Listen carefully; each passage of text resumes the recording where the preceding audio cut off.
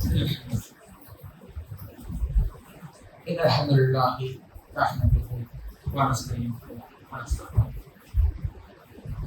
ونعوذ بالله من شرور أنفسنا ومن سيئات أعمالنا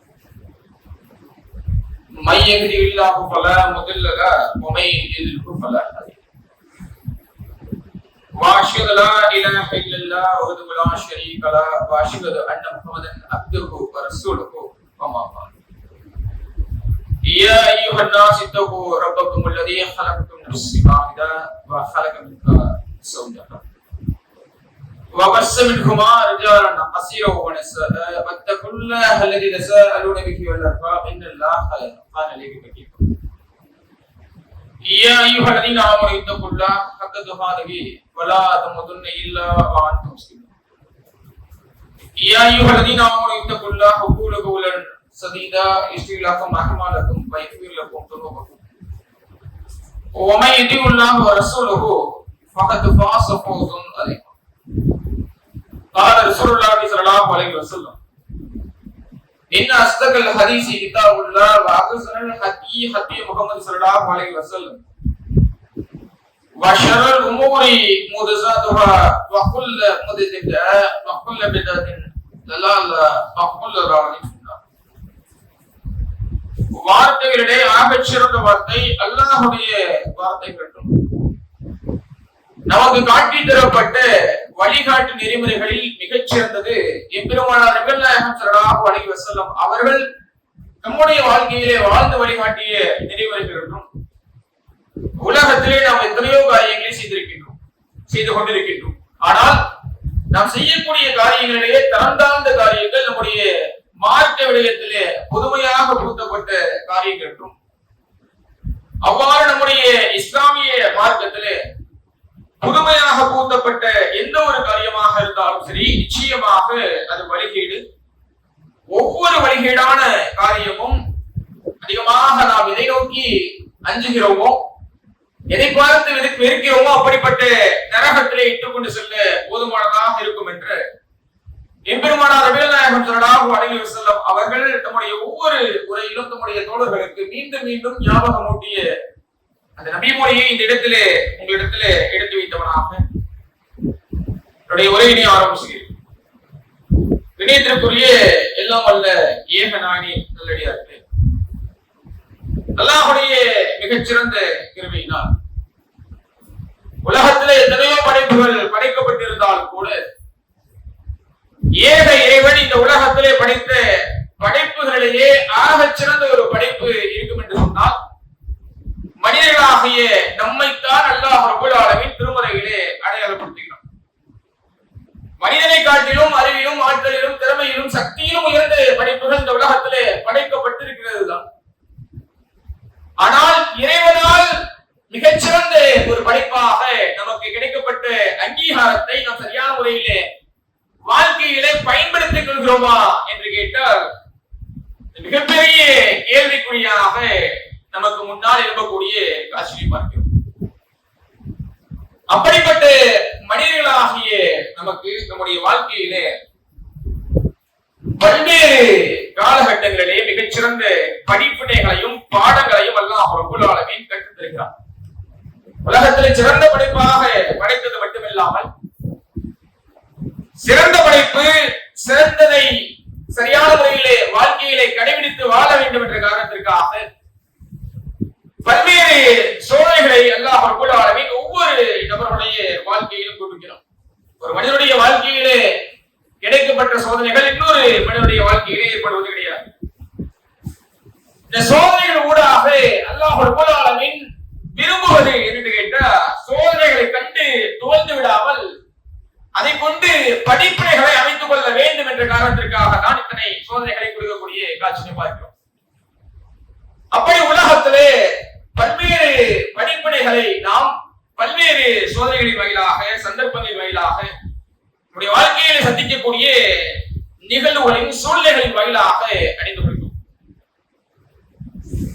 அப்படிப்பட்ட சோதனைகள் ஒரு மனிதனை உண்மையிலேயே வாழ்க்கையிலே மிகச்சிறந்த மனிதனாக பண்படுத்துகிறதா என்று கேட்டால் சில மனிதர்கள் மட்டும்தான் இறைவன் கொடுக்கக்கூடிய சோதனைகள் பண்படுத்துகிறதை ஒழிய பெரும்பாலான சமயங்களிலே நாம் நம்முடைய வாழ்க்கையிலே இறைவனுடைய சோதனைகளை கண்டு துவந்து போகக்கூடிய சூழ்நிலைகளை தான் வாழ்க்கையிலே பாடம் பெற்றுக் கொள்ள முடியும். உண்மையிலேயே ஒரு மனிதன் இறைவன் கொடுக்கக்கூடிய சோதனைகளை கண்டு துவண்டு கொள்ளாமல் வாழ்க்கையிலே அதை சரியான முறையிலே பயன்படுத்திக் கொண்டு மிகச்சிறந்த வெற்றியை பெற வேண்டும் என்று சொன்னால் இறைவனின் பக்கம் சரியான நம்பிக்கையை அந்த மனிதனுடைய வாழ்க்கையிலே அமைத்துக் கொள்ள வேண்டும். எந்த ஒரு மனிதனிடத்திலே வாழ்க்கையிலே இறைவனை பற்றியான சரியான புரிதலும் நம்பிக்கையும் இருக்கும் என்று சொன்னால் அந்த மனிதன் தான் எப்படிப்பட்ட சூழ்நிலையிலும் சரி சோதனையிலும் சரி மிகச்சிறந்த வெற்றியை அடைந்து கொள்ள முடியும். அப்படி ஒரு மனிதனுக்கு வாழ்க்கையில் நடைபெறக்கூடிய மிகப்பெரிய சோதனையான காலகட்டம் என்னவென்று சொன்னால் இளமை பருவத்தை எடுத்துக் கொள்ளலாம். வாழ்க்கையிலே இறைவன் பல்வேறு பருவங்களை நமக்கு கொடுக்கிறார். ஒவ்வொரு பருவங்களிலும் அல்லாஹ் சில சோதனைகளை கொடுக்கிறான், பல சாதனைகளையும் அல்லாஹ் ரப்பல் ஆலமீன் கொடுக்கிறான். ஆனால் மற்ற காலகட்டங்களை விட இந்த இளமை பருவத்தை பொறுத்தவரை இறைவன் கொடுக்கக்கூடிய சோதனைகள் மிக மிஞ்சி போயிட்டு இருக்கு. நாட்டிற்கும் சரி வீட்டிற்கும் சரி இளமை பருவத்தில் இருக்கக்கூடிய இளைஞர்கள் ஆற்றக்கூடிய பங்களிப்பை ஒத்து நிச்சயமாக மற்ற பருவத்திலே பங்கேற்கக்கூடிய மனிதர்களை ஒப்பிடவே இயலாது. முதுமை பருவமாக இருந்தாலும் சரி குழந்தை பருவமாக இருந்தாலும் சரி இதுவெல்லாம் வாழ்க்கையின் தொடக்க இறுதி நிலை பருவங்கள். ஒரு மனிதன் தன்னுடைய வாழ்க்கையிலே அறிவிலும் ஆற்றலிலும் சக்தியிலும் உச்சத்தை பெற்றிருக்கக்கூடிய ஒரு பருவம் தான் இந்த இளமை பருவமாக இருக்கிறது. அப்படிப்பட்ட இளமை பருவத்தை பொறுத்தவரை எந்த அளவிற்கு நம்முடைய உடலிலே சக்தி இருக்கிறதோ அதே அளவிற்கு பலவீனப்படுத்தக்கூடிய சோதனைகளையும் அல்லாஹ் ரப்பல் ஆலமீன் கொடுப்பான். எந்த அளவிற்கு நம்முடைய உள்ளத்திலே உறுதி இருக்கிறதோ அதே அளவிற்கு அந்த உறுதியை குலைக்கக்கூடிய பல்வேறு சந்தர்ப்பங்களையும் அல்லாஹ் ரப்பல் ஆலமீன் வாழ்க்கையிலே ஏற்படுத்துவான். அப்படிப்பட்ட சந்தர்ப்பங்களில் தான் ஒரு இளைஞன் எவ்வாறு செயல்பட வேண்டும் என்று நம்முடைய மார்க்கம் மிக தெளிவான முறையிலே நமக்கு கற்றுத்தரக்கூடிய காட்சியை பார்க்கிறோம்.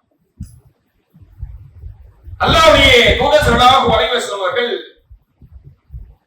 இந்த இளமை பருவத்திலே ஒரு மனிதன் எவ்வாறு வாழ வேண்டும் என்பதை நம்முடைய வாழ்க்கையிலே பல்வேறு சந்தர்ப்பங்களில் நமக்கு நினைவுபடுத்துகிறார். அதே போல அல்லாஹ் ரப்பல் ஆலமீன் நம்முடைய திருமறை குர்ஆனிலே இந்த பருவத்தை பற்றி விவரிக்கக்கூடிய சமயத்தில் சொல்லி காமிக்கிறான். பலவீனமான நிலைமையில் தான் மனிதனை படைத்தோம். ஒரு மனிதன் இந்த உலகத்திலே பிறக்கக்கூடிய சமயத்திலே எந்த அறிவும் பெற்று இந்த உலகத்துல பிறந்த உடனேயே தொழில்நுட்பத்தை பற்றியோ பொருளாதாரத்தை பற்றியோ அறிவியலை பற்றியோ வரலாற்றை பற்றியோ எந்த விதமான ஞானத்தோடு இந்த உலகத்துல பிறக்கல. உலகத்துல பிறக்கக்கூடிய எந்த மனிதனாக இருந்தாலும் சரி பலவீனமான நிலைமையில் தான் இந்த உலகத்திலே பிறக்கிறான். எந்த ஒன்றும் தெரியாது யாதொன்றையும் அறிந்து கொள்ளாத பலவீனப்பட்ட நிலைமையிலே பிறக்கக்கூடிய மனிதன் அதற்கு பின்னால் பல்வேறு விடயங்களை அறிந்து கொண்டு தன்னை பலப்படுத்திக் கொள்கிறான். இதைத்தான் அல்லாஹ் ரப்பல் ஆலமீன் சொல்லி காமிக்கிறான். பலவீனமான நிலைமையில் அல்லாஹ் உங்களை படைத்தான், பின்னர் உங்களை பலவீனத்திற்கு பின்னால் பலத்தை ஏற்படுத்தினான். பல்வேறு விடயங்களை தெரிந்து கொள்கிறோம். அறிவிலும் சரி ஆற்றலிலும் சரி உடலளவிலும் சரி மிகச்சிறந்த பலசாலியாக மாறி போகிறோம். மீண்டும் அல்லாஹ் ரப்பல் ஆலமீன் பலத்திற்கு பின்னால் உங்களுக்கு பலவீனத்தை ஏற்படுத்துகிறான், முதிர்ச்சியை ஏற்படுத்துகிறான் என்று அல்லாஹ் ரப்பல் ஆலமீன் சொல்லி காமிக்கக்கூடிய சூழ்நிலையை திருமறையிலே பார்க்கிறோம். உலகத்திலே நாம் பலமாக வாழக்கூடிய சமயங்கள் என்பது ரொம்ப சொற்பத்திலையும் சுருக்கம். சில மனிதர்களுக்கு அப்படிப்பட்ட சந்தர்ப்பத்தை அல்லாஹ் ரப்பல் ஆலமீன் கொடுப்பது கிடையாது. சிறு பிராயத்திலேயே இறைவனுடைய நாட்டத்தால் நம்முடைய உயிரை இழக்கக்கூடிய எத்தனையோ மக்களை பார்க்கிறோம். அப்ப அப்படி பலமான மிகச்சிறந்த நிலைமைக்கு அல்லாஹ் ரப்பல் ஆலமீன் நம்மை ஆக்கியிருக்கிறான் என்று சொன்னால் சிறந்த இளமை பருவத்தை அல்லாஹ் ரப்பல் ஆலமீன் நம்மை அடைய செய்திருக்கிறான் என்று சொன்னால் அதை கொண்டு எவ்வாறு ஆக்கப்பூர்வமான வழியிலே நம்முடைய நன்மைகளை அடைந்து கொள்ள வேண்டும் என்பதை நம்ம நிதர்சனமாக கவனத்தில் வரணும். ஆனால் இன்னைக்கு பெரும்பாலான இளைஞர்களுடைய வாழ்க்கை எவ்வாறு இருக்கிறது என்று பார்த்தோம் சொன்னால் எந்த அளவிற்கு இந்த பலமான மிகச்சிறந்த இளமை பருவத்திலே நன்மைகளை அடைந்து கொள்ள முடியுமோ அதே அளவிற்கு இந்த இளமை பருவத்திலே வழிகட்டு தரைகட்டு போகக்கூடிய வாய்ப்புகளும் அதிகம். பள்ளிக்கூடத்திலே கல்லூரியிலே நமக்கு பாடம் நடத்தக்கூடிய ஆசிரியர்களும் சரி, விரிவுரையாளர்களும் சரி, நமக்கு கொடுக்கக்கூடிய மிகச்சிறந்த அறிவுரை என்னன்னு கேட்டா, இந்த இளமை பருவம் என்பது ஒரு கத்தியிலே நடந்து போவதற்கு ஒப்பதாம். அன்னைக்கு நமக்குடைய காதுகள்ல விழுக சில காலங்கள் கடந்த பின்னால் வாழ்க்கையுடைய உண்மையான அடிப்படை புரிதலை உணர்ந்த பின்னால் தான் வாழ்க்கையிலே அப்படி செய்திருக்கலாமோ, இப்படி செய்திருக்கலாமோ, இதையெல்லாம் தவிர்த்திருக்கலாமோ என்று நமக்கு நாமே புலம்பி தள்ளக்கூடிய நிலைமையில் தான் பெரும்பாலான மனிதர்களை பார்த்துக் கொள்ள முடிகிறது. இன்றைக்கு வரைக்கும் பல சூழ்நிலைகளை பார்க்கிறோமே. சிறு வயதில சரியான முறையிலே பாடம் படிக்காத மக்கள், பெற்றோருடைய ஆசிரியர்களுடைய சமுதாய சான்றோருடைய பேச்சுகளை ஏச்சுகளாக கேட்ட மக்கள் வாழ்க்கையிலே வளர்ந்து ஒரு குறிப்பிட்ட நிலைமையை அடைந்த பின்னால் வாழ்க்கையிலே வாழ்க்கை கற்றுத் தரக்கூடிய பாடத்தை உணர்ந்த பின்னால் மிகப்பெரிய அளவுலே துயரத்தை அடையக்கூடிய காட்சிகளை பார்க்கிறோம். அன்னைக்கே நம்முடைய அத்தா சொன்னாரு, அன்னைக்கே நம்முடைய உமா சொன்னாங்க, நம்முடைய சகோதரன் சொன்னான், நண்பன் சொன்னான், ஆசிரியர்கள் சொன்னார்கள், சரியாக நல்ல முறையிலே படித்திருந்தோம் என்று சொன்னால், மிகச்சிறந்த கல்வியை நாம் கற்றுக்கொண்டிருந்தோம் என்று சொன்னால் நிச்சயமாக வாழ்க்கையிலே நல்ல நிலைமைக்கு நாம் வந்திருப்போம், மிகச்சிறந்த பொருளாதாரத்தை அடையக்கூடிய சூழ்நிலைக்கு நாம் வந்திருப்போமே. ஆனால் இன்றைக்கு வரைக்கும் வாழ்க்கையிலே சிரமப்படக்கூடிய சூழ்நிலையில தான் எல்லாம் நம்மளை ஆக்கி வச்சிருக்கிறான் என்று பெரும்பாலான மனிதர்களுடைய புலம்பல்களை பார்த்துக் கொள்ள முடியும். இதற்கான அடிப்படையான காரணம் என்று கேட்டா, இளமை பருவத்தை சரியான முறைகளை பயன்படுத்தாது. வாழ்க்கையில ஒரு 20 வயதிலிருந்து ஒரு 40 வயது வரைக்கும் சராசரியாக ஒரு மனிதன் 20 ஆண்டு காலம் தான் உடல் அளவிலும் சரி மனதளவிலும் சரி உச்சபட்ச ஆற்றல்கள் இருக்கும். இப்படிப்பட்ட சமயத்தை சரியான முறையிலே பயன்படுத்தி கொண்டு யார் மிகச்சிறந்த நன்மைகளை உலகத்திலும் சரி ஆகிரத்து வாழ்க்கைக்காகவும் சரி அமைத்துக் கொள்கிறார்களோ அவர்கள் தான் எந்த விதமான கவலையும் இல்லாமல் அல்லாஹ்வை சந்திக்க. அது எல்லாருடைய தூதர் ஸல்லல்லாஹு அலைஹி வஸல்லம் சொல்லி காமிக்கிறாங்க. ஒரு மனிதன் மரணித்த பின்னால மகிழ்ச்சியிலே அத்தனை மக்களும் எழுப்பப்படுவாங்க. நமக்கெல்லாம் தெரிந்த அடிப்படையாக அடையும் தான். மரணிச்ச அத்தனை மக்களும் அல்லாஹ்வுடைய மகிழ்ச்சியிலே எழுப்பப்பட்டு நிப்பாட்டப்படுவார்கள், விசாரணைக்கு உட்படுத்தப்படுவார்கள்.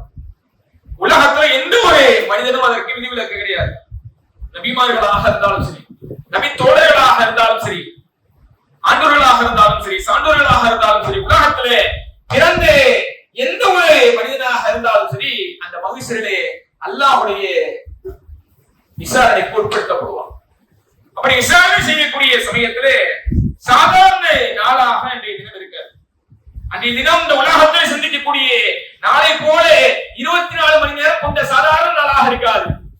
ஒரு நாளானது ஒரு வருடத்தை போல இருக்கும், ஒரு யுகத்தை போல இருக்கும். அப்படிப்பட்ட நாளிலே அல்லாஹ் ரப்பல் ஆலமீன் பல்வேறு சோதனைகளை அந்த மனிதனை சந்திக்க செய்வான். இந்த சோதனைகள்ல மிகப்பெரிய சோதனை என்னன்னு கேட்டா, சூரியன் நமக்கு தலைக்கு அருகாமையிலே வந்து நிப்பாட்டப்படும். சாதாரண கிடையாது. இன்னைக்கு சூரியனுடைய இந்த ஒளி இருக்கிறாரிய வெளிச்சம் அது இந்த பூமிக்கு வருவதற்கு கிட்டத்தட்ட 100 வினாடிகளை தாண்டி எடுத்துக்கொண்டு ஒளியுடைய வேகத்தை பத்தி நம்ம பாடம் படிச்சிருக்கிறோம். மிகப்பெரிய உந்து சக்தி உடைய அந்த ஒளியுடைய வெளிச்சம் இந்த பூமிக்கு வருவதற்கு அத்தனை நொடிகள் கொண்டிருக்கிறது என்று சொன்னால் மிகப்பெரிய தொலைவில் தான் இன்னைக்கு சூரியன் இருக்கு. ஆனால் அந்த சூரியனுடைய வெப்பத்தை உலகத்தில் தாங்கி இயலுதா? வாழ்க்கையில் சிந்திச்சு பாருங்க. மழைக்காலத்தையும் இந்த பருவ காலத்தையும் தவிர்த்து கோடை காலத்துல ஒரு அரை மணி நேரத்துக்கு வெளியே போய் நிக்க வேலையை செய்ய முடியாது. நான் சூரியனுடைய அந்த வெப்பத்தை சந்திக்கக்கூடிய அதை கிரகித்துக் கொள்ளக்கூடிய நிலைமையிலே மனிதனுடைய உடல் இல்லை. உலகத்தில் அவ்வளவு பலவீனப்பட்ட நிலைமையில் தான் அல்லாஹ் ரப்பல் ஆலமீன் மனிதனை படைத்திருக்கிறான். ஆனால் அன்னைக்கு அல்லாஹ் ரப்பல் ஆலமீன் இந்த சூரியனை நமக்கு தலைக்கு அருகாமையிலே வந்து நிப்பாட்டுவான். எந்த அளவிற்கு சொன்னா ஹதீஸ்கள் விவரிக்கிறது, சூரியன் நமக்கு தலைக்கு அருகாமையிலே கிட்டத்தட்ட 1 மைல் தொலைவிற்கு வந்து நிப்பாட்டப்படும். மைல் என்று சொன்னால் அதை 1.5 கிலோமீட்டர் என்று எடுத்துக் கொள்ளலாம், அல்லது அதற்கென்று ஒரு அளவு செய்கிறார். ரொம்ப அதை விட குறுகலான ஒரு மதிப்பு, அப்படிப்பட்ட மதிப்பாகவும் அதை எடுத்துக்கொள்ளலாம். அறிவியல மைல் என்று சொன்ன ரொம்ப குறுகலான இடம், அப்படிப்பட்ட இடமாகவும் அதை எடுத்துக்கொள்ளலாம். எதை எடுத்துக்கொண்டாலும் சரி, சூரியன் நமக்கு தலைக்கு அருகாமையிலே நிப்பாட்டப்படும் என்று சொன்னால் கற்பனையிலே எண்ணி பார்க்க முடியாத அளவிற்கு மிகப்பெரிய வேதனைகளுக்கு உள்ளாக்கப்படுவோம். சொல்றாங்க, ஒவ்வொரு மனிதனும் அவருடைய வியர்வையால் மூழ்கி கொண்டிருப்பான். நினைச்சு பாருங்க, தண்ணீரால் இல்லை, அவன் சந்திக்கக்கூடிய அவனுடைய உடலிலிருந்து வெளியேற்றக்கூடிய வியர்வையால் அந்த மனிதன் மூழ்கி கொண்டிருப்பான். சில மனிதர்களுக்கு எல்லாம் ஒரு அளவின் நாட்டத்தின் அடிப்படையிலே கடுக்கால் அளவிற்கு மூழ்கடிக்கப்படும். சில மனிதர்களுடைய முழங்கால் அளவிற்கு அந்த மனிதன் மூழ்கடிக்கப்படுவான். சில மனிதர்கள் செய்யக்கூடிய பாவத்திற்கு ஏற்ப அந்த மனிதனுடைய ஒட்டுமொத்த உடலையும் அவனுடைய வியர்வை மூழ்கடித்து விடும். அப்படிப்பட்ட கொடுமையான ஒரு சூழ்நிலையிலே அல்லாஹ் ரப்பல் ஆலமீன் ஒரு 7 சாராரை மட்டும் தேர்ந்தெடுத்து அவர்களுக்கு மட்டும் தன்னுடைய அரசுடைய நிழலை கொடுக்கக்கூடிய பாக்கியத்தை வழங்குவான். அவன் எந்த சிம்மாசனத்திலே அமர்ந்திருக்கிறானோ அப்படிப்பட்ட அரசுடைய நிழலிலே ஓய்வெடுக்கக்கூடிய மிகச்சிறந்த பாக்கியத்தை அல்லாஹ் ரப்பல் ஆலமீன் 7 சாராருக்கு மட்டும் வழங்குவானாம். அப்படிப்பட்ட 7 சாராரை பற்றி அல்லாஹ்வுடைய தூதர் ஸல்லல்லாஹு அலைஹி வஸல்லம் சொல்லி காமிக்கிறாங்க. அதில் பெரும்பாலான சாரார்கள் இளைஞர்களாக இருக்கக்கூடிய வாய்ப்புகள் அதிகம். இளைய பருவத்தில் செய்யக்கூடிய அமல்களுக்கு ஏற்ற அப்படிப்பட்ட அரசுடைய நிழலுக்குள் ஒதுங்கக்கூடிய மிகச்சிறந்த பாக்கியத்தை நாம் பெற்றுக்கொள்ள முடியும். அல்லாஹ்வுடைய தூதர் சொல்றாங்க, அந்த நிழலில் எந்த நிழலும் இருக்காது, அல்லாஹ்வுடைய அரசுடைய நிழலை தவிர. அப்படிப்பட்ட நிழல்ல ஒதுங்கக்கூடிய 7 சாரார்கள்ல முக்கியமான நபர்கள் யாருன்னு கேட்டா அல்லாஹ்வுடைய பள்ளியோடு தொடர்புகளை ஏற்படுத்திக் கொள்ளக்கூடியவர். அதுபோக இளமை பருவத்திலே மிகச்சிறந்த நன்மைகளை அமல்களை அதிகப்படுத்திக் கொள்ளக்கூடியவர்கள், அல்லாஹ்வுடைய தொடர்புகளை அதிகப்படுத்திக் கொள்ளக்கூடியவர்கள். ஒரு பெண் தனிமையிலே தவறான வழிமுறைக்கு அழைத்தும் கூட நான் அல்லாஹ்விற்கு அஞ்சுகிறேன் என்று சொல்லி அல்லாஹ்வுடைய அச்சத்தால் அதை விட்டு ஒழித்து அல்லாஹ்வுடைய அச்சத்தால் மீண்டு வரக்கூடியவர்கள். அவர்களை எல்லாம் அல்லாஹ்வுடைய தூதர் ஸல்லல்லாஹு அலைஹி வஸல்லம் சொல்லக்கூடிய காட்சி பார்க்கிறோம். இதுபோல நம்முடைய வலது கை கொடுத்த தர்மத்தை இடது கை தெரியாமல் தர்மம் கொடுப்பாரே, அப்படிப்பட்ட நபருக்கும் அப்படிப்பட்ட அரசுடைய தேர்தல் இருக்குமா? முக்கியமாக அல்லாஹ்வுடைய தூதர் சொல்றாங்க, ஒரு மனிதன் அல்லாஹ்விற்காக அல்லாஹ்வுடைய பொருத்தத்திற்காக நட்பு கொண்டான் என்று சொன்னார் அந்த மனிதன். அதே நேரத்தில் அல்லாஹ்வுடைய பொருத்தத்திற்காக அவருடைய நட்பை துண்டித்தான் என்று சொன்னால் அந்த மனிதன். இன்று அல்லாஹ்வுடைய தூதர் ஸல்லல்லாஹு அலைஹி வஸல்லம் அவர்கள் 7 சாராரை பட்டியல் போடக்கூடிய சூழ்நிலை பார்க்கிறோம். மேற்கொண்டு சொன்ன இந்த நபர்களுடைய செயல்களை எல்லாம் எடுத்துக்கொண்டீர்கள் என்று சொன்னால் பெரும்பாலும் இளமை பருவத்திலே அதிகமாக செய்யக்கூடிய வாய்ப்புகள் அதிகம். ஒரு மனிதனுடைய வாழ்க்கையிலே சீர்குலைந்து போகக்கூடிய முக்கியமான காலகட்டம் அப்படிப்பட்ட இளமை பருவத்துல எந்த அளவிற்கு நன்மைகளை அடைந்து கொள்ள முடியுமோ அதே அளவிற்கு சீர்கட்டு போவதற்கான ஏறத்தாழ பெரும்பான்மையான வாய்ப்புகள் இருக்கிறது. ஒரு உதாரணத்திற்கு சொல்ல போனோம்னு சொன்னா, எந்த ஒரு கண்டறிவாக இருந்தாலும் நன்மைகளும் இருக்கும் தீமைகளும் இருக்கும், அது இயல்புதான். அதே போல நாம் அதிகமாக பயன்படுத்தக்கூடிய இந்த செல்போன் இன்றைக்கு உலகத்துல பாத்தீங்கன்னு சொன்னா குழந்தைகள் கைகள்ல இருந்து முதியவர்கள் கைகள் வரைக்கும் கவலக்கூடிய ஒரு விடயமாக செல்போன் இருக்கு. யாராலும் தவிர்த்து கொள்ள முடியாத ஒரு சாதனமாக இருக்கக்கூடிய செல்போன். இப்படிப்பட்ட செல்போன்ல எந்த அளவிற்கு நன்மைகளை நாம் அடைந்து கொள்ள முடியுமோ அதே அளவிற்கு தீமைகளை சந்திக்கக்கூடிய வாய்ப்புகள் அதிகம். இன்றைக்கு இளைஞர்கள் பெரும்பாலும் சீர்கட்டு போவதற்கான வாய்ப்புகளை இந்த செல்போன் உருவாக்குகிறது என்று சொன்னால் நிச்சயமாக பெரும்பாலான மக்கள் அது மறுபு இயலாது. அந்த அளவிற்கு இன்னைக்கு திருமறை குர்ஆனையும் இந்த செல்போன்ல ஓதலாம், ஹதீஸ்களையும் இந்த செல்போன்ல எடுத்து படிக்கலாம், பயான்கள்ல குறிப்புகளை எடுப்பதற்கும் இந்த செல்போனை பயன்படுத்தலாம். ஆனால் அதே நேரத்தில் ஆபாசமான காட்சிகளை பார்ப்பதற்கும் தவறான பெண்களிடத்திலே அந்நிய பெண்களிடத்திலே குறைந்து பேசுவதற்கும் தவறான செய்கைகளில் ஈடுபடுவதற்கும் இந்த செல்போன் இன்றைக்கு காரணமாக இருக்கிறது சொன்னால் பெரும்பான்மையான இளைஞர்கள் இன்றைக்கு வழிகட்டு போவதற்கு இது காரணமாக இருக்கிறது. இது மட்டுமல்ல, இன்னைக்கு உலகத்துல எத்தனையோ விடயங்களின் வாயிலாக இளைஞர்கள் வழிகட்டு போகிறார்கள். அன்றைக்கு பார்த்தோம்னு சொன்னா மது மட்டும்தான் இளைஞர்களுக்கு போதையை ஏற்படுத்துகிறது என்று சொல்லி மதுவை குடிப்பதற்கு ஓரஞ்சரமாக ஒளிஞ்சு தெரிஞ்சு போய் குடித்த கலாச்சாரம் இருந்தது. 60s 70s 60 70 காலகட்டங்களை எடுத்துக்கொண்டீர்கள் என்று சொன்னால் மதுங்கிறது பாரதமான குற்றம் என்பதை விளங்கியிருப்பார்கள். ஆனால் மதுவை குடித்தாக வேண்டும் என்ற காரணத்திற்காக சில இளைஞர்கள் கூட்டம் கிளம்பும். அதுவும் தெரியாமல், யாருக்கும் தெரியாம மறைமுகமாக போய் செய்த தவறில் ஒன்றாகத்தான் அந்த மது பழக்கம் இருந்தது. ஆனா இன்றைய காலகட்டத்தில் எடுத்துக்கொண்டு சொன்னால் பல்வேறு சூழ்நிலைகளின் வாயிலாக உட்காந்து சொல்றாங்க, கூலி இப்படி சொல்றாங்க, இப்படி எத்தனையோ வழிமுறைகள் இருக்கிறது. சர்வ சாதாரணமாக இளைஞர்கள் வழிகட்டு போவதற்கான சூழ்நிலைகளை இன்றைக்கு பல வழிகளின் வாயிலாக ஏற்படுத்தக்கூடிய காட்சிகளை பார்க்கிறோம். இளைஞர்கள் சீர்கட்டு போவதற்கான பல்வேறு வாய்ப்புகள் இன்றைய நவநாகரிக காலகட்டத்திலே திறந்து விடப்பட்டிருக்கிறது. நம்ம அதை எவ்வாறு சரியான முறையிலே பயன்படுத்துகிறோம் என்பதை பொறுத்துதான் நம்முடைய வாழ்க்கையிலே மிகச்சிறந்த நன்மைகளை அடைந்து கொள்ள முடியும். ஆனால் நம்மை போல நம் வயதை ஒத்த ஒரு இளைஞராகத்தான் இப்ராஹிம் அலைஹிஸ்ஸலாம் அவர்கள் இருந்தார்.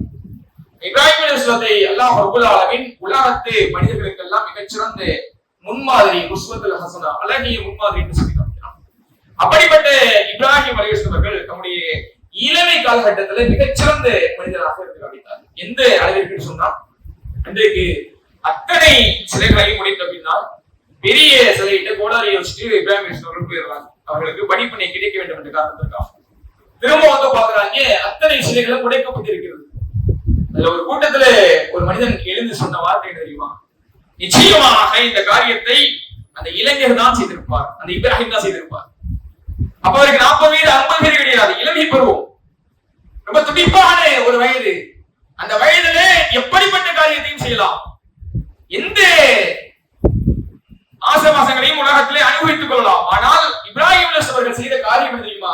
அவர்கள் ஏகத்துவத்தை இந்த உலகத்திலே மிகச்சிறந்த முறையிலே நிலைநாட்டினார்கள். அதனுடைய இதுதான் மிகப்பெரிய அளவுல ஏகத்துவத்தை பறைசாற்றக்கூடிய சூழலை பார்க்கிறோம். அந்த நேரத்தில் அந்த இளமை பருவத்துலதான் இப்ராஹிம் அலைஹிஸ்ஸலாம் அவர்கள் நெருப்பு குண்டத்திலே தூக்கி வீசப்பட்டார்.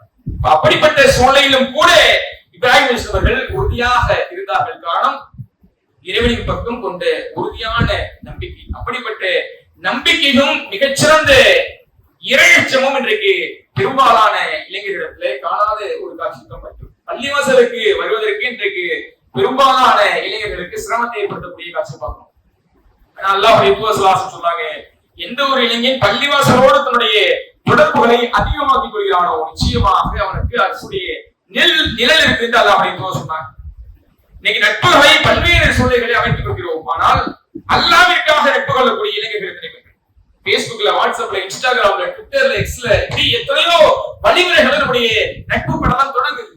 எத்தனையோ ஃப்ரெண்ட்ஸ் லிஸ்ட் வச்சிருக்கிறோம். ஆனால் நாம் வைத்திருக்கக்கூடிய நண்பர்கள் கூட்டத்துல எத்தனை நண்பர்களை அல்லாஹ்விற்காக, அல்லாஹ்வுடைய திருப்திக்காக நாம் வைத்திருக்கிறோம் என்று பாருங்கள். ஆனா அல்லாஹ்வுடைய தூதர் சொன்னாங்க, யார் ஒருவர் அல்லாஹ்விற்காக நட்பு கொள்கிறார்களோ, அல்லாஹ்விற்காக தன்னுடைய நட்பை முறித்து விடுகிறார்களோ அவர்களுக்கு அல்லாஹ் ரப்பல் ஆலமீன் அரசுடைய நிழலை கொடுக்கிறார் என்று சொன்னார். உலகத்திலே சாதாரணமாக ஜீரணிக்க முடியாத இந்த உலகத்தை வெளியே காட்டிலும் மிகப்பெரிய கொடுமையான வீடாக இருக்கக்கூடிய அந்த அரசுடைய நிழலை பெற வேண்டும் என்று சொன்னால், இளைஞர்களாக இருக்கக்கூடிய மக்களுக்கு மிகச்சிறந்த வாய்ப்புகளை எல்லாம் ரப்பல் ஆலமீன் உருவாக்கி தருகிறார். அதை சரியான முறையிலே பயன்படுத்திக் கொண்டு, எப்படி இப்ராஹிம் அலைஹிஸ்ஸலாம் அவர்கள் தன்னுடைய இளமை பருவத்திலே இன்னைக்கு சர்வசாதாரணமாக ஒரு இளைஞன் நினைத்து கூட பார்த்திட முடியாத அளவிற்கு மிகச்சிறந்த செயல்களை அன்றைக்கு இப்ராஹிம் அலைஹிஸ்ஸலாம் செய்தார். அதனாலதான் அல்லாஹ் ரப்பல் ஆலமீன் இன்ன இப்ராஹிம் கான உம்மத் என்பதாக கூறுகிறார். இப்ராஹிம் தனிப்பட்ட மனிதன் கிடையாது, இவர் தனிப்பட்ட சமுதாயம் என்று அல்லாஹ் ரப்பல் ஆலமீனுடைய திருமறை குர்ஆன்ல சொல்லக்கூடிய காட்சியை பார்க்கிறோம். மிகச்சிறந்த சமுதாயமாக ஒரு தனிப்பட்ட மனிதன் வாழ்ந்தான் என்று சொன்னால், அப்படிப்பட்ட காரியத்தை இப்ராஹிம் அலைஹிஸ்ஸலாம் செய்தார். எப்படிப்பட்ட எதிர்ப்புகள் நம்முடைய குடும்பத்தில் வந்தாலும் சரி, நம்முடைய ஊராரிடத்தில் வந்தாலும் சரி, இந்த உலகமே கூடி என்னை எதிர்த்தாலும் சரி, இந்த மார்க்கத்திற்காக நான் உறுதியாக கடைசி வரைக்கும் நினைத்து நிற்பேன் என்பதை இப்ராஹிம் அலைஹிஸ்ஸலாம் உறுதியாக இருந்தார். அஸ்லம் என்று அல்லாஹ் ரப்பல் ஆலமீன் கட்டளையிட்டான் சொன்னால், அஸ்லம்து லிரப்பில் ஆலமீன், அகிலத்துடைய இறைவனுக்கு நான் எப்போதும் கட்டுப்பட்டு நடக்க வேண்டும் என்பதில் இப்ராஹிம் அலைஹிஸ்ஸலாம் உறுதியாக இருந்தார். அப்படிப்பட்ட உறுதியை இன்றைக்கு இளைஞர்களாக இருக்கக்கூடிய நாம் நம்முடைய வாழ்க்கையிலே கடைபிடிக்கணும். எப்படிப்பட்ட சூழ்நிலைகள், கஷ்டங்கள், துயரங்கள் வந்தாலும் கூட அல்லாஹ்விற்காக உறுதியாக, ஈமான்தாரியாக, ஏகத்துவவாதியாக இந்த உலகத்திலே நிலைபெற்றிருக்கிறோம். அப்படிப்பட்ட வாய்ப்பை அல்லாஹ் ரப்பல் ஆலமீன் உங்களுக்கும் எனக்கும் மென்மேலும் ஆக்கி தருவானாக என்று வாசனாவுடைய முதல்வரை கண்ணியத்திற்குரிய அல்லாஹ்வுடைய சிறந்த கிருபையினால் நம்முடைய தௌஹீத் ஜமாத்தானது கடந்த 10 மாதங்களாக, ஒரு 10 மாத காலத்திற்கு தொடர்ச்சியாக இப்ராஹிம் அலைஹிஸ்ஸலாமுடைய வாழ்க்கை வரலாற்றை பறைசாற்றக்கூடிய ஏகத்துவ பிரச்சாரத்தை முன்வைத்திருக்கிறார். அந்த அடிப்படையில இந்த மாதம் இளைஞர்களுக்காக, இன்றைய இளைஞர்களுடைய நிலைமையும் இப்ராஹிம் அலைஹிஸ்ஸலாம் அவர்களுடைய இளமை பருவத்திலே வாழ்க்கையிலே கையாண்ட மிகச்சிறந்த காரியங்களையும் ஒப்பீடு செய்து மிகச்சிறந்த தாவா பணிகளை இந்த மாதத்திலே கையில் எடுத்துக்கிறார்கள். அப்படிப்பட்ட வழியிலே இன்ஷா அல்லாஹ் வரக்கூடிய ஞாயிற்றுக்கிழமை அசருக்கு பின்னால நம்முடைய கிளையில ஒரு தர்பியா ஏற்பாடு செய்யப்பட்டிருக்கு. இது முழுக்க முழுக்க இளைஞர்களுக்காக ஏற்பாடு செய்யப்பட்ட தர்பியாகும். எத்தனையோ விடயங்களுக்காக காசெல்லாம் கொட்டி கொடுத்து நம்முடைய இளைஞர்கள் போய் அதுல மூழ்கக்கூடிய காட்சிகளை பார்க்கிறோம். சினிமாக்களுக்கும் ஸ்டாண்டப் காமெடிக்கும் இப்படி எத்தனையோ விடயங்களுக்காக காசை கொடுத்து நம்முடைய இளைஞர்கள் போயிருக்கிறாங்க. அப்ப அப்படிப்பட்ட இளைஞர்கள் இந்த உலகத்திலையும் சரி ஆசிரத்திலையும் சரி வெற்றி அடைய வேண்டும் என்று சொன்னால் மார்க்கத்திலே சரியான முறையிலே சிறந்த நிலையில இருந்தால் மட்டும்தான் வெற்றி பெற முடியும். உலகத்துல மற்ற விடயங்கள் எல்லாம் நிச்சயமாக அல்ல இடத்துல வெற்றியை கொடுக்காது. அதை உறுதியாக எண்ணி சொல்லலாம் வரக்கூடிய ஞாயிற்றுக்கிழமை நடைபெறக்கூடிய தர்பியாவுக்கு அதிகமான இளைஞர்கள் பங்கெடுக்கப்படுகிறது. பெற்றோர்களாக இருக்கக்கூடியவர்கள் நம்முடைய பிள்ளைகளும் நம்முடைய உறவினர்கள் பிள்ளைகளையும் சொல்லலாம் அந்த தர்பியாவில் பங்கெடுக்க வைங்க. அதுபோல இளைஞர்களாக இருக்கக்கூடிய நாம் சரியாக இருப்பது மட்டும் இல்லாமல் பெரும்பாலான இளைஞர்கள் செய்யக்கூடிய முக்கியமான மிகப்பெரிய தவறு என்று கேட்டால் நம்ம சரியாக தானே இருக்கிறோம், நாம் மார்க்கத்துல உறுதியாக தானே இருக்கிறோம், நம்ம தொழிலாளியாக தானே இருக்கிறோம், நம்ம சரியாக இருந்தா போதாதா, மற்றவனையும் கூப்பிடணுமா, அவன் நம்ம பேச்சை கேட்பானா என்பதாக நாம் உறுதியாக இருந்தால் போதும், மற்றவர்களை அழைத்து அதன் மூலமாக நன்மைகளை பெற வேண்டிய அவசியம் இல்லை என்பதாக விளங்கிக் கொள்கிறார்கள். உண்மையிலேயே அது மிகப்பெரிய தவறான காரியம். நம்ம எந்த அளவிற்கு உறுதியாக இருக்கிறோமோ அதே அளவிற்கு நம்முடைய நண்பனையும் நாம் சரியான முறையிலே கொண்டு வரணும். ஏன்னா நண்பனுடைய நலனுக்காக பல்வேறு காரியங்களை நம்ம செய்யணும். அவனுக்கு உதவி தேவைப்படக்கூடிய சமயத்துல நம்மளால முடியாட்டா கூட கடன வாங்கியாவது உதவி செய்யக்கூடிய நண்பர்களாக இருக்கிறோம், அவனுக்கு நலவு நாடக்கூடியவர்களாக இருக்கிறோம். உண்மையிலேயே அவருடைய நலனை நாம் எதிர்பார்த்தோம் என்று சொன்னால் அவருடைய மார்க்க பிரச்சாரங்களை அவரிடத்துல எதிர்வைங்க, நன்மைகளை அந்த நம்முடைய நண்பர்களுக்கு கொண்டு சேர்ங்க. அதே நேரத்துல அவரிடம் ஒரு தீமைகளை நீங்கள் கண்டீர்கள் என்று சொன்னால் அந்த தீமைகளை முழுவதுமாக தடுக்கக்கூடியவர்களாக இருக்க. நான் நரகத்துல கருதக்கூடிய நரகவாசிகளை பார்த்து சொர்க்கவாசிகள் கேட்கக்கூடிய வார்த்தைகள் இருக்கும். சதக்குக்கும் சகர் என்ற மிகப்பெரிய ஒரு நரகம். இந்த நரகத்துல பெரிய பெரிய பெரும்பாலான மக்கள்கள் கதறி கொண்டிருக்கிறார்கள், கருகி கொண்டிருக்கிறார்கள். அப்படிப்பட்ட மக்களை பார்த்து சொர்க்கவாசிகள் கேட்கிறார்கள், இந்த நரகத்தை உங்களை சேர்த்தது எது என்று கேட்கிறார்கள். நரகவாசிகள் சொல்லக்கூடிய பதில் லம்னக்கும் மினல் முஸல்லி, நாங்கள் உலகத்திலே துருவராக இருக்கிறோம். வல்லம்னக்கும் தீமுல் மிஸ்கீன், ஏழைகளுக்கு நாங்கள் ஒருபோதும் உணவளிக்கவில்லை, ஏழைகளை கண்டுகொள்ளவே இல்லை. அப்பந்தான் நஹோலுமா நஃபாயிக், வீணானவர்களோடு வீணான காரியத்திலே நாங்கள் மூழ்கி கிடந்தோம், அதனால் இந்த நரகத்திலே நாங்கள் திரகி கொண்டிருக்கிறோம் என்று சொல்றாங்க. அதனால நாம் சிந்தித்து பார்க்கக்கூடிய முக்கியமான விடயம் இதுதான். எத்தனை காலகட்டம் இந்த உலகத்திலே வாழ்கிறோம் என்று சொல்லுகிறார். இளமை பருவத்திலேயே அல்லாஹ் ரப்பல் ஆலமீன் நம்முடைய உயிரை எடுத்துக்கொண்டாலும் நிச்சயமாக இடத்துல தற்காத்துக் கொள்ள முடியாது. இருக்கக்கூடிய சமயத்துல முடிந்த அளவிற்கு நன்மைகளை சேர்ப்பதற்காகத்தான் உலகத்திலே படைக்கப்பட்டிருக்கிறோம். அல்லதே ஹலகல் மௌத் வல் ஹயாத் லியப்லுவக்கும் அய்யுக்கும் அஹ்சனு அமலா. அல்லாஹ் ரப்பல் ஆலமீன் நம்முடைய திருமறையிலே சொல்லக்கூடிய வார்த்தை, உலகத்திலே உங்களுக்கான மௌத்தும் உங்களுக்கான ஹயாத்தும் வாழ்வும் எதற்காக உண்டாக்கப்பட்டது சொன்னால், யார் அழகான நல்ல அமல்களை உலகத்திலே புரிந்து வாழ்கிறீர்கள் என்பதை அறிந்து சோதிப்பதற்காகத்தான் அல்லாஹ் ரப்பல் ஆலமீன் உருவாக்குறார். அப்படிப்பட்ட நல்ல அமல்களை அதிகமாக சேர்ப்பதற்கு உகந்த ஒரு தருணம் என்று கேட்டா இந்த இளமை பருவம் தான். பள்ளிவாசல்கள் பஜருக்கு சுபுவுக்கு பார்த்தோம்னு சொன்னா பெரும்பாலான முதியவர்கள் தான் பள்ளிவாசலை நிரப்பக்கூடிய காட்சியை பார்க்கிறோம். அதுவும் ஒரே ஒரு செல்ஃப் நிரம்பும், அந்த ஒரு செல்ஃப்லையும் பெரும்பாலான முதியவர்கள் 60 தாண்டி உள்ள மக்கள் தான் இருப்பாங்க. கேட்டு 60 வயசுக்கு மேல அப்பதான் நமக்கு மௌத்தை பற்றியான யோசனையும் பயமும் வரும். இதற்கு பின்னால பள்ளிவாசலுக்கு போனேன்னு சொன்னா அல்லாஹ்வுடைய தொடர்பை அமைத்துக் கொள்ளவில்லை என்று சொன்னா அல்லாஹ் மௌத்தை கொடுத்துட்டு நரகத்துக்குள்ள போயிடுவோம் என்று சொல்லி அப்போதுதான் இறையச்சத்தோடு பள்ளிவாசலுக்கு வரக்கூடிய மக்களாக இருப்பார்கள். சொல்ல போனால் இளமை பருவத்துலதான் அதிகமான மக்கள் பள்ளிவாசலுக்கு வரக்கூடிய மக்களாக இருக்கிறோம். இப்படிப்பட்ட மக்களுக்கு தான் மிகச்சிறந்த நன்மைகளை எல்லாம் ரப்பல் ஆலமீன் கொடுக்கிறோம். முதியவர்களை பொறுத்தவரை இயற்கையாகவே அந்த பயம் வந்துடும். ஆனால் இளமை பருவத்துல அப்படிப்பட்ட பயத்தோடு நாம் வாழ மாட்டோம்.